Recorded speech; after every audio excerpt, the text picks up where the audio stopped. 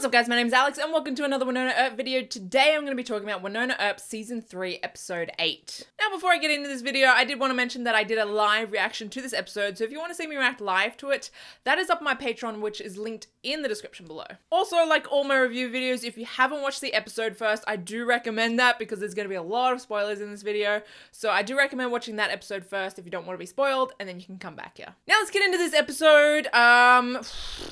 Honestly, the start of the episode, I thought it was going to be a really slow episode. I wasn't like fully into the first half of the episode.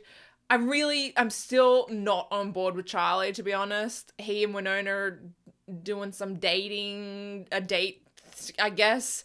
And I was just not on board, to be honest. I feel like the more I see him, the more I dislike him.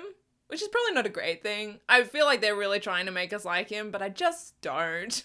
But aside from that, this episode did have a lot of great things in it. And a lot of things that I guess reveals maybe. A lot of things that brought up a lot of questions. We had the big gay dinner with Waverly and Nicole and Jeremy and Robin, which was entertaining. This big gay dinner had it all. It had the potato lick, the infamous potato lick. Really didn't make any more sense than I was, like, it's still confusing, right? I mean, it was just random. It was as random in that episode as it was in the trailer, but made sense as well. Robin can speak with the trees as well. I'm worried that he's gonna start becoming a tree because I feel like he had that seed before Wynonna and Charlie rescued him. I think he swallowed a seed, so I worry that he's potentially going to become a tree soon. So hopefully they can figure that out and fix him before that happens, because I love him and I love him and Jeremy together. But yeah, so Robin had some creepy moments this episode, but we also had a like a fake proposal. So the ring found its way back to, honestly, at this point, it seems like it keeps on making its way back to Nicole, but I kind of feel like it keeps on making its way back to Waverly. But I guess that's sort of up for debate anyway. So it made its way back into the bread roll, and Nicole was kneeling down when she picked it up, and Waverly came in and thought she was gonna propose. Oh, she was so ready. Oh my god. I made a proposal sort of theory before the season started, but I like that they're sort of like joking around it instead of actually like seriously going down that route. Like, I like them playfully teasing it. I do kind of hope it's delayed a little bit more, but I like that they're sort of teasing around it. But we also get to see Waverly's powers this episode. So we've been speculating Waverly's powers for the longest time. I've made many videos about it. I did make my Phoenix video about it. And honestly, it turns out it's not like natural powers. It's ring powers, which has thrown me, to be honest. So she was like drawn to the ring, I guess. Like, it was burning Nicole, which is why I'm like, I don't know if it keeps on going back to Nicole necessarily, but it keeps on finding its way back to Waverly, because Waverly was drawn to it when it burned Nicole, and she just put it on because Waverly just, why does she keep doing this stuff? She touched the goo. Why'd you touch the goo, Waverly? She put on the ring and now it's stuck on her finger. Why'd you put on the ring, Waverly? But yeah, like I said, it's stuck on her now. They're connected. The ring and Waverly are now connected. And the ring gave Waverly some kind of powers. So I guess like the next question / theory is like, what is this ring? Like, you know? Was it originally Bolsha's? I'm thinking not. I feel like it has a bigger meaning than it's Bolsha's ring. And I think that plays into sort of like the information we got sort of at the end in regards to the Garden of Eden, and those tarot cards.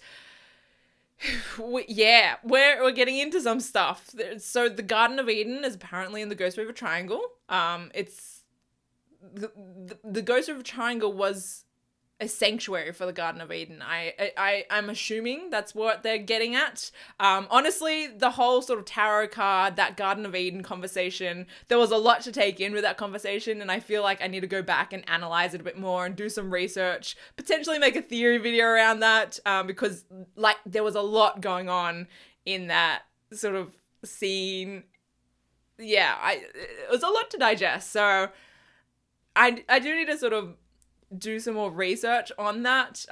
Obviously, I think there's a lot of information on there on where the season's going, so I'm keen to try and figure out what's going on there, and I guess what the ring has to do with that.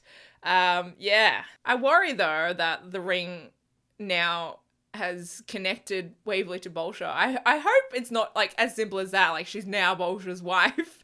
I hope there's like more to it and she hasn't just instantly become his wife. But but speaking of Bolsha's wives, we had Constance Clutie resurrected partly. She was like a zombie, wandering around trying to get the tarot cards for Bolsha. I don't know why he went to all that trouble to like resurrect her to get the tarot cards when I feel like he could have gotten anyone to do that. But anyway, it did bring up an interesting story though in regards to like at the end, like obviously she's just broken. She's a zombie. Like who would want that, to be honest? And Wynonna and Kate find her, and Wynonna, I guess, kills her, like puts her out of her misery, right? Like Constance wants to die. Like she doesn't want to keep on living like she is, if you could even call it living. But something really interesting happened when Wynonna went to kill her. The gun actually turned blue instead of red. Now, we've seen this multiple times and there's been multiple theories about it. One theory that I've seen a lot of people grab onto is the theory that it turns blue when someone that's not the heir is shooting it.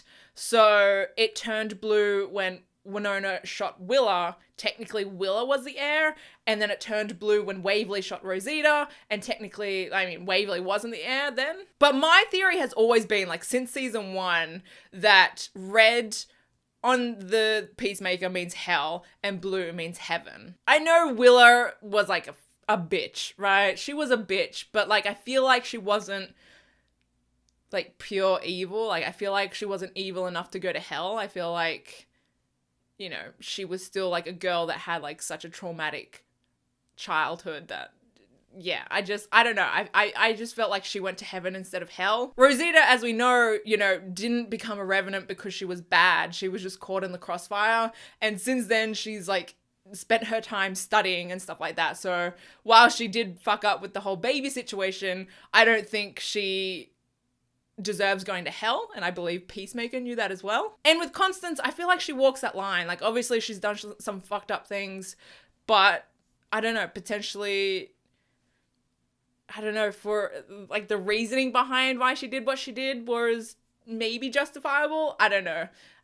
But I feel like Peacemaker has sent her to heaven instead of hell. That's just my take on it. Although there could be like a whole other theories in regards to the red and blue, as opposed to those two that I've mentioned. But yeah, my theory, and I feel like the theory that I'll stick with until proven otherwise, has been red is hell and blue is heaven. But we also sort of got to know more about Jeremy and his powers. So he mentioned they were talking about their fucked up situations in the barn, and Jeremy mentions that he was in a car crash when he was younger. We've known this, but he mentions that he was stuck with his dead mum for like 3 hours, and since then he's able to sense when his friends are scared, which is really intriguing. I'm like so curious about that, and I really, really hope we see more and get sort of more story on that.